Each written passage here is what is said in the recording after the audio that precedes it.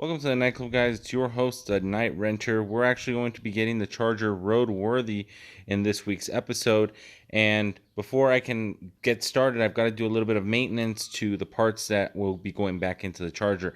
I mentioned that I was going to be switching over to an aluminum water pump housing.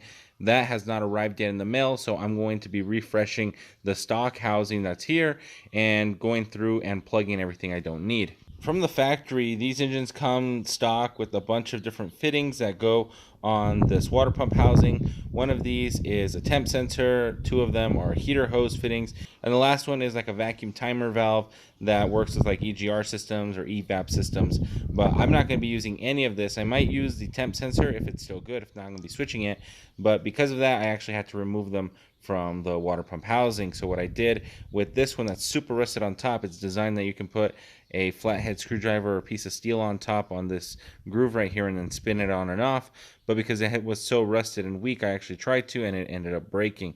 So what I ended up doing was I drilled a hole all the way across in a couple sections, and this thing was actually fitted right here in the front.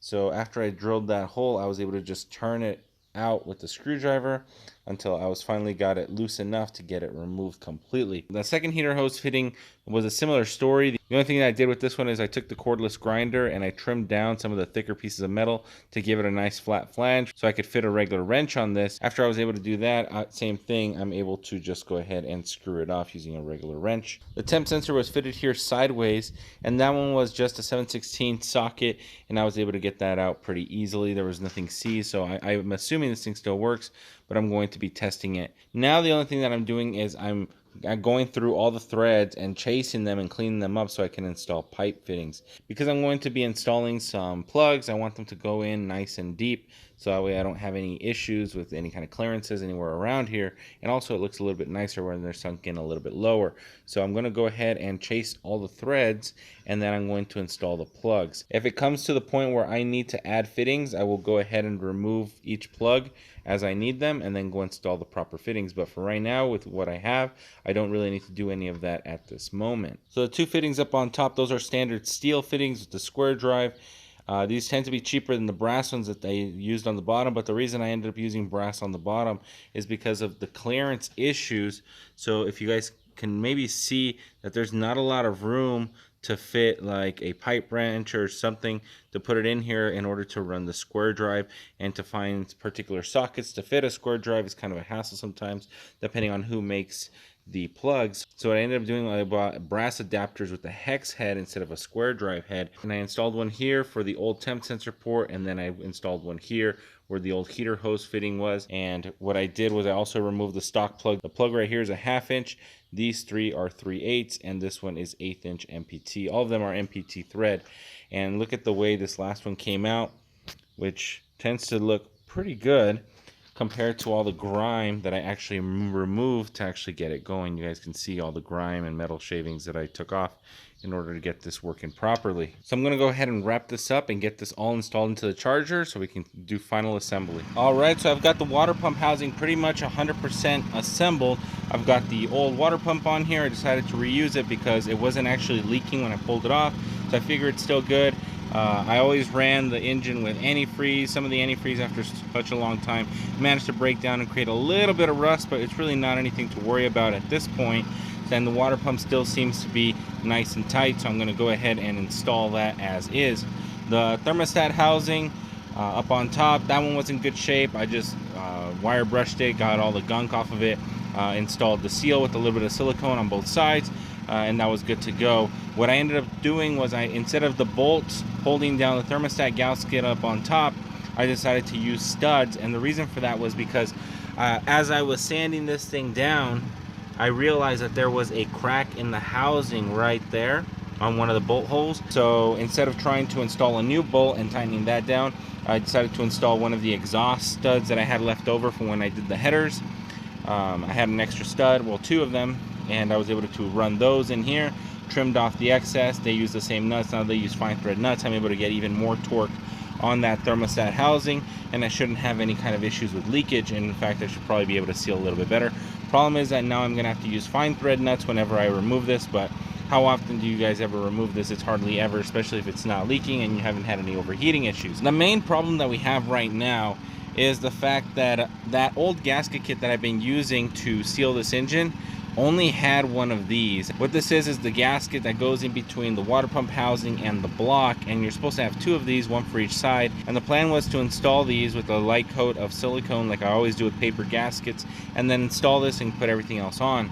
Now that I only have one, I don't want to install one and not install the other one, because now it's going to be cocked. So because I'm planning to replace this housing in a couple of weeks anyway, because I haven't received my 440 source one yet, I'm going to install it as is without the gasket. I'm going to be using plain silicone on the side that faces the block, and I'm going to go ahead and install it like that. You guys got to remember that a lot of modern oil pans don't even use a gasket anymore. It's all RTV or sealer, so there shouldn't be an issue with running the water pump with just silicone right there. Let's go ahead and put a light coat on the housing, install it lightly, wait a little bit, and then tighten it up, and it should be good to go. Like I said, this is only going to be assembled for a couple weeks before I go ahead and tear everything down. I just found an edelbrock RPM air gap manifold. I have a new carburetor for this engine. I have the billet distributor that I want to install, and I've got a bunch of wiring to do, so this is all going to come apart again.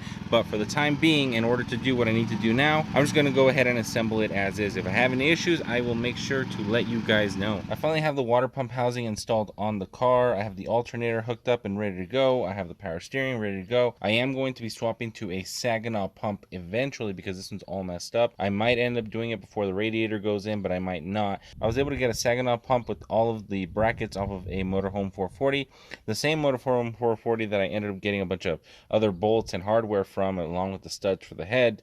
I was able to also take the power steering pump. The Saginaw pump should bolt on directly to this water pump housing. Alright, so I've got the entire front end assembled right now. I've got the water pump housing bolted on, ready to go with only silicone, no gaskets like I said. That was already assembled when I put it on. I've already put the upper hose, I put the lower hose, and then I picked up this radiator. Not necessarily picked it up, but I stole this radiator from my other truck, because the one that was in this truck doesn't seem to be in very good shape. In fact, it was leaking before I even pulled this out. Other than the neighbors, it was leaking before I even pulled it out, so I knew I was going to have to install something. Since I'm going to be going with an aluminum radiator on the truck anyway, I figured I can have that go and get passed on to this car. That way I can make the overall investment of getting this back up and running as minimal as possible. The reassembly was actually easier than the disassembly, because this time I actually knew what to do and where to look for the bolts, whereas before I was just kind of taking off everything as I went along. But now that I've actually gone through it and figured out how it works, it only took a couple minutes to get everything lined up and good to go. It seems that 73 and newer ended up adopting the larger radiator for all of their AC cars, and as you guys can see, the opening is even larger than the truck radiator itself. So what I had to do was install a couple of sheet metal screw, one on each top of the corner, just to grab this, and then one of the factory bolts on the bottom side, I just installed a bigger washer to hold that together. And although this is not a permanent solution, ideally I'm going to go ahead and take those brackets off of the radiator. It seems that we can go ahead and pull those off. Then I can weld on an extra strip to extend the side. Then I can actually bolt it together using the factory bolts. If I ever have to replace this radiator, because it is a standard parts store radiator, I can just go ahead and take these brackets off, buy the new radiator, install these brackets back on, and I am actually good to go. A little side note, I did decide to switch over to the factory 440 valve covers. That's more of a personal preference more than anything else. I'm not against using the big aluminum valve covers, but because the engine is pretty stock right now, it seems like I would just be acting more of like a poser if I was using the aluminum valve covers. Aside from that, I don't have the proper bolts. I need longer bolts in order to get across the aluminum flange, and I don't have any of those yet as well. So I need to make a couple orders before I can install those. And since this is a basically stock engine, I don't mind using the stock 440 valve covers. I would go ahead and start up the car and start running regular water through the system so I can clean out everything that's in there. But I'm actually going to be replacing the carburetor first so I can actually get it to idle for an extended period of time, and then hopefully get the tune dialed in. Alright, so this is a carburetor we're going to be using. It is an aluminum 750 Holley. It's almost the exact same thing as what we have right now. What we have right now is a 3310, but because this is an aluminum one, this actually has a different part number. Aside from that, everything else tends to be exactly the same. They're both vacuum secondary carburetors. They're both 4160. They don't have the rear metering block. Everything else should be almost identical. Even the 50cc accelerator pump that I installed on the other carburetor is installed on this one as well. So there's really not going to be any kind of difference in performance.